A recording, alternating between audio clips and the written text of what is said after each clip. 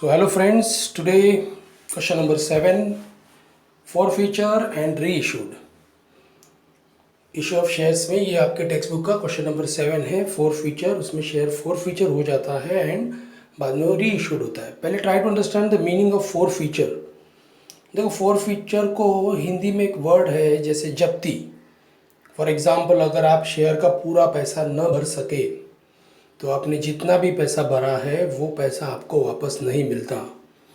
हमने अभी तक जितने भी प्रॉब्लम देखे उस प्रॉब्लम में हमने देखा कि किसी भी पर्सन को अगर शेयर परचेस करना है तो कंपनी उसको 4 इंस्टॉलमेंट प्रोवाइड करती है कि वो एप्लीकेशन में कुछ पैसा भर सकता है, अलॉटमेंट में वो कुछ परसेंटेज भरेगा, देन फर्स्ट कॉल में कुछ परसेंटेज भरेगा एंड सेकेंड और फाइनल कॉल में वो रिमेनिंग पैसा भरेगा। और ये पूरा पैसा भरने के बाद ही वो कंपनी का शेयर होल्डर बन जाएगा। लेकिन सपोज़ अगर कोई पर्सन, उसने एप्लीकेशन मनी का पैसा भर दिया, उसने अलॉटमेंट का पैसा भर दिया, लेकिन अगर उसके बाद वो फर्स्ट कॉल का और सेकेंड कॉल का पैसा नहीं भर सका। नॉर्मली ये रूल है कि आपको हर इंस्टॉलमेंट भरने के लिए कंपनी से मैक्सिमम 3 मंथ्स का 90 डेज़ का टाइम दिया जाता है। फॉर एग्जांपल, आप एप्लीकेशन मनी भरते हो, उसके बाद आपको 90 डेज़ का टाइम मिलता है फर्स्ट अलॉटमेंट का पैसा भरने के लिए। फिर अलॉटमेंट के बाद 90 डेज़ का टाइम मिलता है फर्स्ट कॉल का पैसा भरने के लिए। फर्स्ट कॉल आपने भर दिया, फिर सेकेंड कॉल का या फाइनल कॉल का पैसा भरने के लिए आपको 90 डेज़ का टाइम दिया जाता है। लेकिन अगर कोई पर्सन एप्लीकेशन मनी का पैसा भर देता है, अलॉटमेंट का पैसा भर देता है, लेकिन उसके बाद अगर 90 डेज़ हो जाने के बावजूद अगर वो फर्स्ट कॉल का सेकेंड कॉल का पैसा नहीं भरता है तो कंपनी उसका शेयर फॉरफीचर कर देती है। फॉरफीचर कर देती है मतलब उसका वो शेयर कंपनी उसको अभी वो नहीं देगी, और उसने जो पैसा भरा है पहले एप्लीकेशन मनी और अलॉटमेंट मनी, वो भी पैसा उसको वापस नहीं मिलेगा। और फिर कंपनी क्या करती है, क्योंकि वो सामने वाला person first call second call का पैसा नहीं भर सका, तो वो शेयर फॉरफीचर करके वो शेयर कंपनी दूसरे किसी पर्सन को उसे बेचती है। उसे हम कहेंगे री इशू। सो आज के इस प्रॉब्लम में हम ये फॉरफीचर भी देखने वाले हैं, और फॉरफीचर के बाद वो शेयर्स दूसरे किसी को जब बेचे जाते हैं, री इशू किए जाते हैं, तो वो भी एंट्री देखने वाले हैं। सो इसमें थोड़ा एक कंफ्यूजिंग कैलकुलेशन पार्ट है। मैं उसके लिए आपको प्रॉपर अकाउंट ओपन करके ईच एंड एवरीथिंग बहुत इजीली समझाने का कोशिश करूँगा। So try to carefully listen the every sentence which I am going to tell you. First, try to understand the question. See, ये जो क्वेश्चन है आपके स्क्रीन पे, सुभाष कंपनी लिमिटेड ने 2000 shares of 100 each 2000 share issue किए हैं। एक share 100 rupees का है और 3 इंस्टॉलमेंट में पैसा पे करने के लिए कहा है। 30 rupees on application, 30 rupees on install allotment and 40 rupees on final call.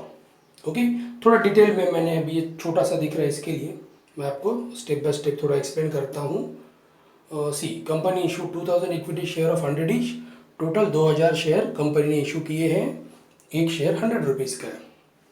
लोगों को कहा है आप एप्लीकेशन पे 30 रुपीज़ भरिए, अलॉटमेंट पे 30 रुपीज़ भरिए, और फर्स्ट एंड फाइनल कॉल में आपको रिमेनिंग 40 रुपीज़ भरना है। मतलब सिर्फ 3 इंस्टॉलमेंट प्रोवाइड किए हैं। अब क्या होता है, देखो, all the shares were subscribe. Total 2000 shares जो इशू किए थे, सबके सब एप्लीकेशन बराबर आ गए, सब लोगों ने उसे सब्सक्राइब किया and allotted. Company made all the calls, सब सब्सक्राइब भी हुए, सब अलॉट भी कर दिए, और कंपनी ने सब कॉल भी ले लिए, कर दिए। एक्सेप्ट, सिर्फ क्या हुआ है देखो, except the first and final call on 100 shares. अब एक कोई बंदा है जिसने 100 शेयर परचेस किए हैं।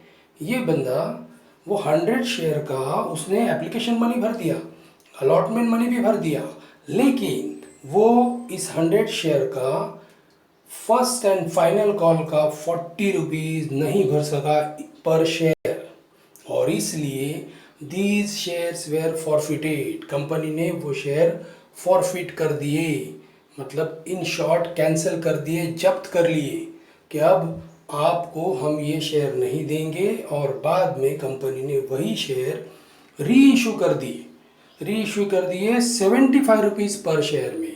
देखो 100 रुपीज़ का शेयर है, कंपनी को इधर 25 रुपीज़ का घाटा होने वाला है, लेकिन ऑलरेडी इस बंदे का कंपनी के पास एप्लीकेशन मनी और अलॉटमेंट मनी आ चुका है।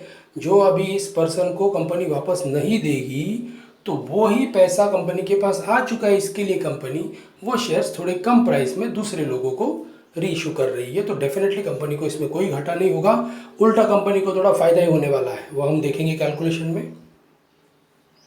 सो वर्किंग नोट समझ लो पहले। 2000 एप्लीकेशन है, 30 रुपीज़ एप्लीकेशन पे हर एक बंदा भरने वाला है, मतलब 60,000 जमा हो जाएगा।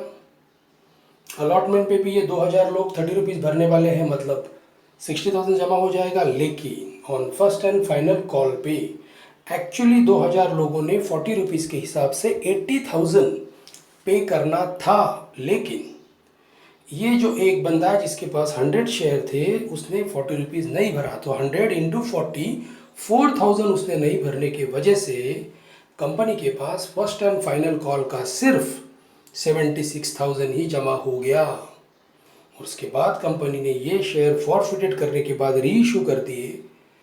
ये री इशू किए कंपनी ने 75 रुपीज़ पर शेयर, मतलब कंपनी के पास जमा हो गए 7500।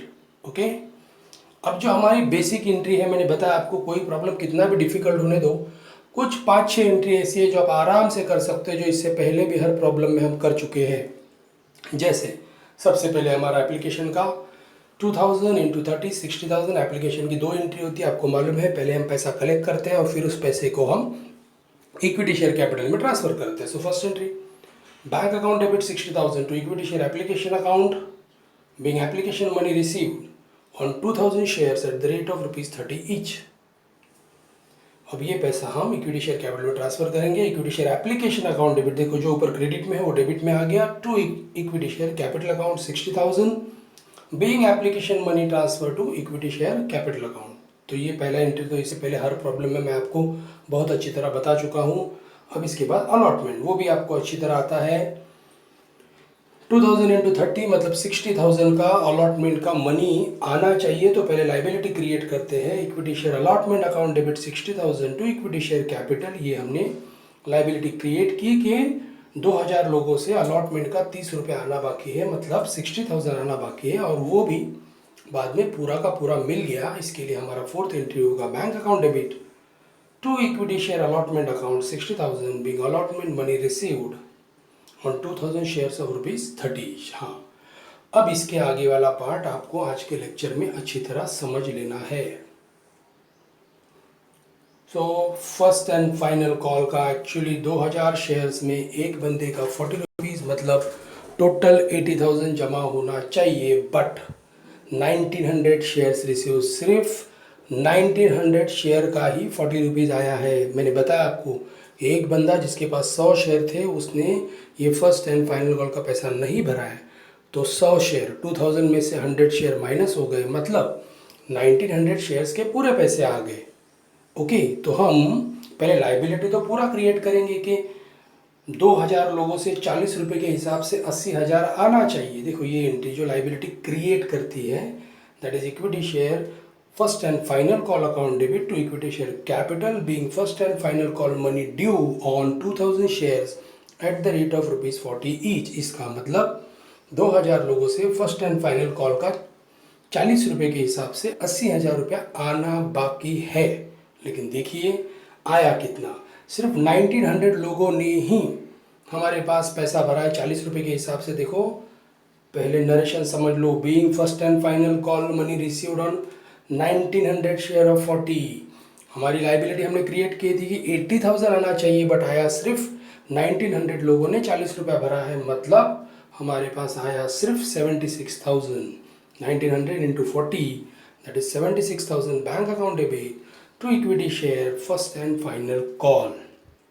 तो कंपनी को इधर 4000 कम आ गया। जो कंपनी को उम्मीद थी कि सब लोग पूरा पैसा भर देंगे, लेकिन वो जो एक बंदा है जिसके पास 100 शेयर थे, 40 रुपीज़ के हिसाब से उसने वो पैसे नहीं भरे, मतलब 100 इंटू 40 4000 का शॉर्टेज आ गया। अब कंपनी इसका शेयर फॉरफिट करने वाली है, लेकिन डोंट वरी, इसका कुछ पैसा हमारे पास आया है और कुछ नहीं आया है, ज़रा वो पहले वर्किंग नोट्स में समझ लो। सी 100 शेयर होल्डर ऐसे समझ लो जिनका 100 रुपये के हिसाब से हमारे पास 10,000 आना बाकी था। हम शुरुआत से देखते हैं। अब इन लोगों का हमारे पास एप्लीकेशन का 30 रुपीज़ आ गया और अलॉटमेंट का 30 आ गया, मतलब 100 शेयर होल्डर का 60 रुपये के हिसाब से 6,000 रुपया हमारे पास आ गया। ओके, ये मैंने बता दिया कितना पैसा हमारे पास आ गया है और अभी कितना आना बाकी है। इन्हीं 100 लोगों का 40 रुपये के हिसाब से फर्स्ट एंड फाइनल कॉल का 4,000 आना बाकी है। ओके, तो ये वर्किंग नोट मैंने आपको एक्सप्लेन कर दी। मैं उन 100 लोगों के बारे में बोल रहा हूँ जिन्होंने एप्लीकेशन मनी का पैसा भर दिया, अलॉटमेंट का पैसा भर दिया, लेकिन आगे का पैसा वो भर नहीं पाए। तो ये जो 6,000 है ये उनका पैसा हमारे पास आ चुका है और 4,000 आना बाकी है और हमने उनका शेयर अभी फॉरफीचर कर दिया, मतलब उनके पास जो शेयर थे वो शेयर सब हमने कैंसिल कर दिए और उनको बोल दिया बाबा ये 6,000 भी आपको वापस नहीं मिलेगा, क्योंकि ये सब पहले डिसाइड किया जाता है। आप शेयर लेना चाहते हो, आपको 4 इंस्टॉलमेंट पे करना है।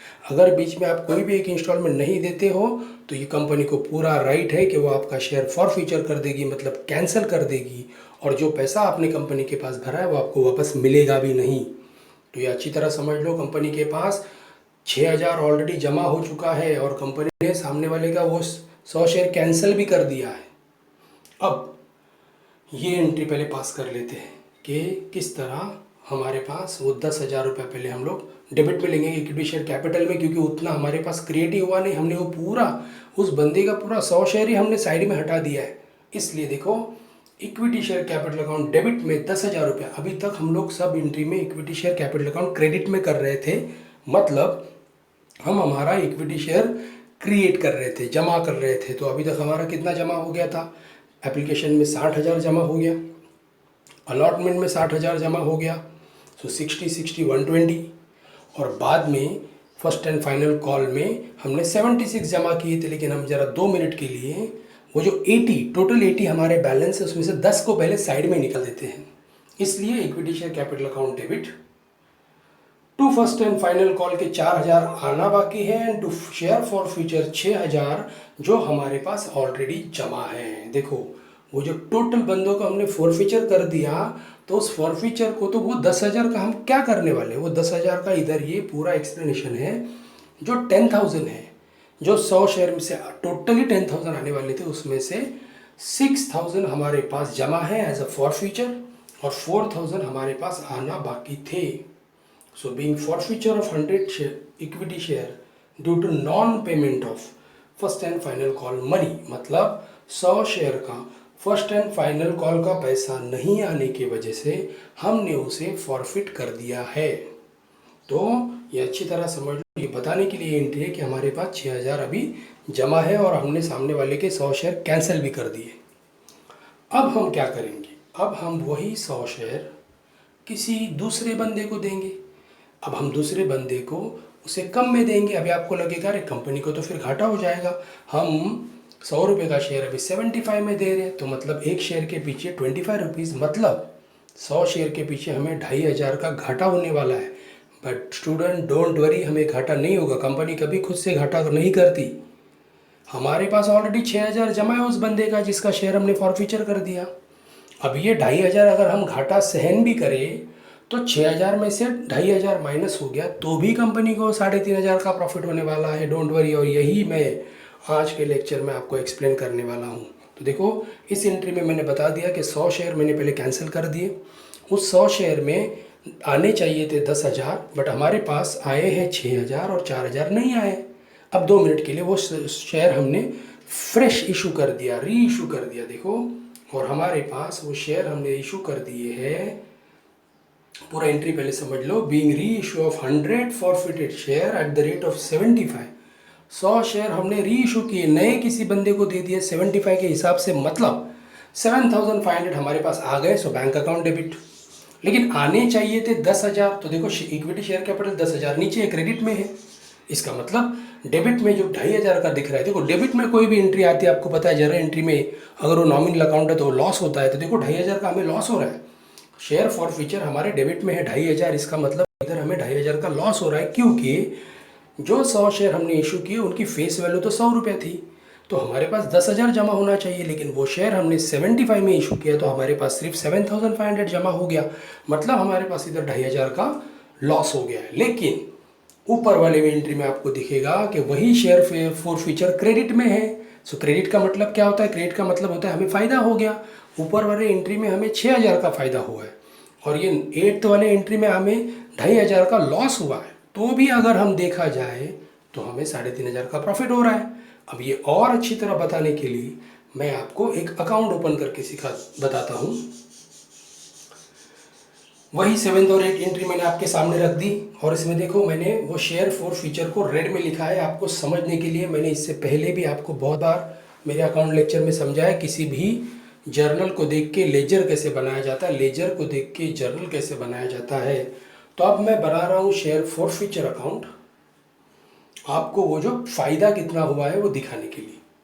7th वाली एंट्री में शेयर फॉर फ्यूचर क्रेडिट में है, तो ये एंट्री में शेयर फॉर फ्यूचर अकाउंट के क्रेडिट में करूँगा।